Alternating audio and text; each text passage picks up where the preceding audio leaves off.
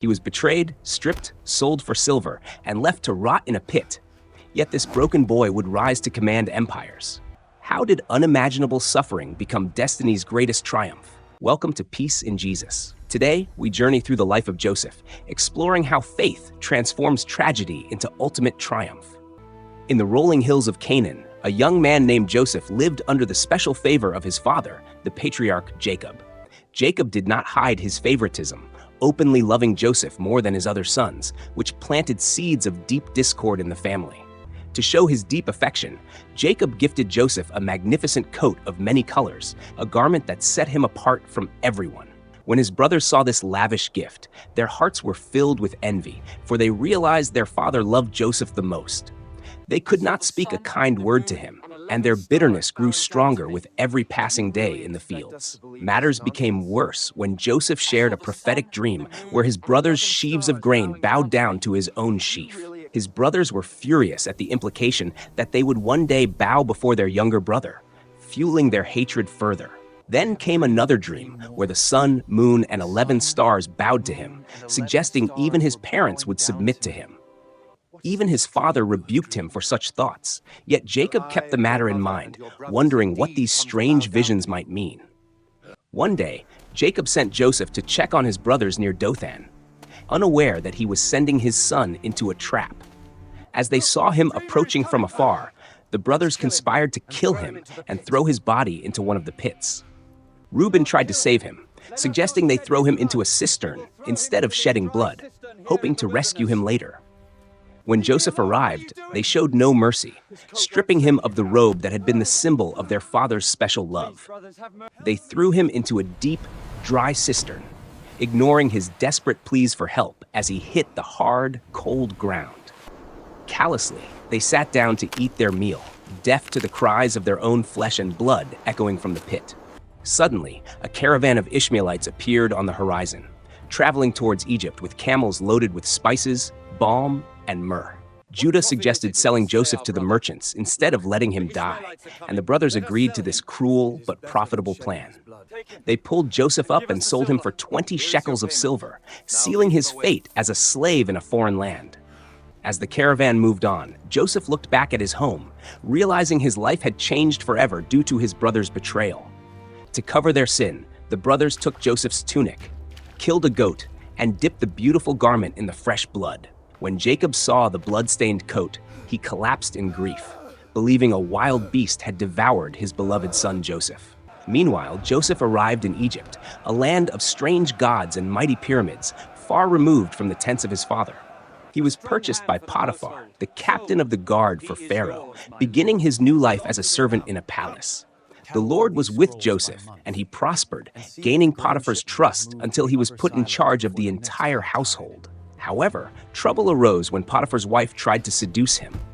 Joseph refused, choosing to sin neither against his master nor God.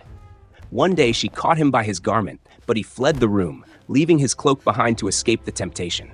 Humiliated and angry, she used the garment as evidence to falsely accuse Joseph of attacking her, turning his integrity against him. Potiphar burned with anger and threw Joseph into the royal prison, a place where the king's prisoners were kept in chains. Yet even in prison, the Lord did not abandon Joseph, but showed him kindness and granted him favor with the prison warden. Soon, the warden put Joseph in charge of all the prisoners. For everything Joseph did, the Lord made it succeed. Sometime later, Pharaoh's cupbearer and baker offended their master and were thrown into the same prison under Joseph's care. One morning, they looked dejected because of disturbing dreams. Joseph asked to hear them, knowing that interpretations belong to God. The cupbearer dreamt of a vine with 3 branches producing grapes, which he squeezed into Pharaoh's cup, a sign of restoration. Joseph interpreted that in 3 days he would be restored to his position. He asked only to be remembered to Pharaoh.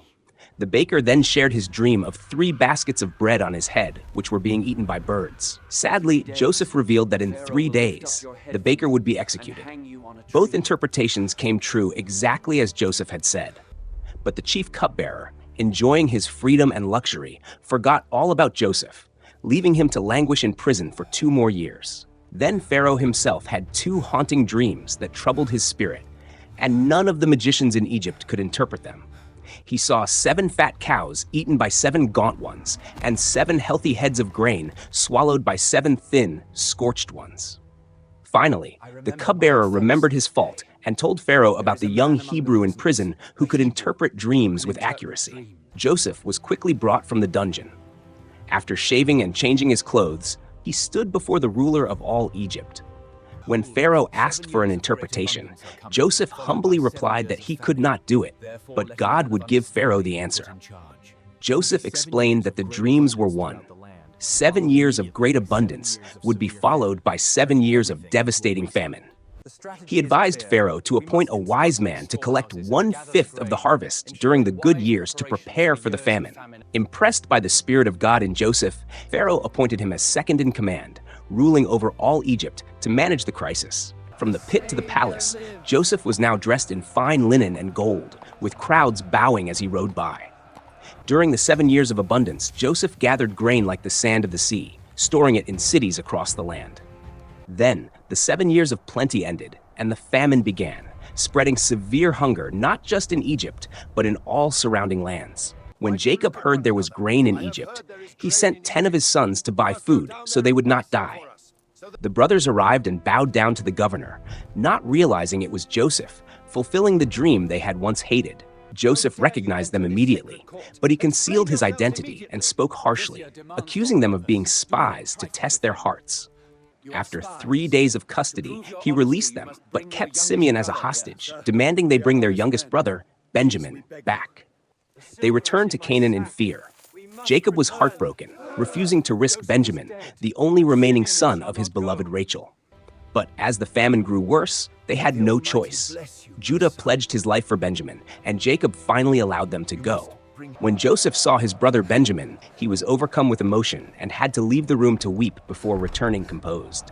He hosted a feast for them, seating them in exact order of their birth, which astonished them, and gave Benjamin 5 times the food. To test them one last time, Joseph ordered his silver cup to be secretly hidden in Benjamin's sack before they departed. Joseph's steward overtook them, searched their sacks, and found the cup with Benjamin. The brothers tore their clothes in despair. Back before Joseph, Judah pleaded for mercy, offering himself as a slave in Benjamin's place to save their father from dying of grief. Seeing their change of heart, Joseph could no longer control himself. He wept so loudly that the Egyptians heard it outside.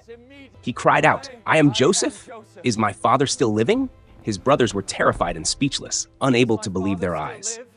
Joseph reassured them, saying, "Do not be distressed. You sold me here, but God sent me ahead of you to save lives." He threw his arms around Benjamin and wept, and then he kissed all his brothers, and they finally talked together in peace. Pharaoh was pleased to hear the news and invited Joseph's entire family to come and live on the best land in Egypt. So the brothers returned to Canaan with wagons, gifts, and the incredible news: Joseph is still alive and is ruler of Egypt. Jacob was stunned and did not believe them at first. But when he saw the wagons Joseph sent, his spirit revived. Israel said, "I must go and see him before I die." So he and all his offspring began the journey to Egypt. Joseph prepared his chariot and rode to meet his father. As soon as they met, he embraced him and wept for a long time. Jacob said to Joseph, "Now I am ready to die, since I have seen for myself that you are still alive." The family settled in the fertile land of Goshen, where they prospered and multiplied, protected under Joseph's care and God's provision. Looking back, Joseph understood that the pit, the slavery, and the prison were all necessary steps to reach the palace. He reaffirmed to his brothers, "You intended to harm me, but God intended it for good to accomplish the saving of many lives." Forgiveness had healed the broken family. Hatred was replaced by love, and a fractured past was mended by the grace of God. Thank you for watching this inspiring journey. Subscribe to Peace in Jesus for more biblical stories. May God's peace be with you always.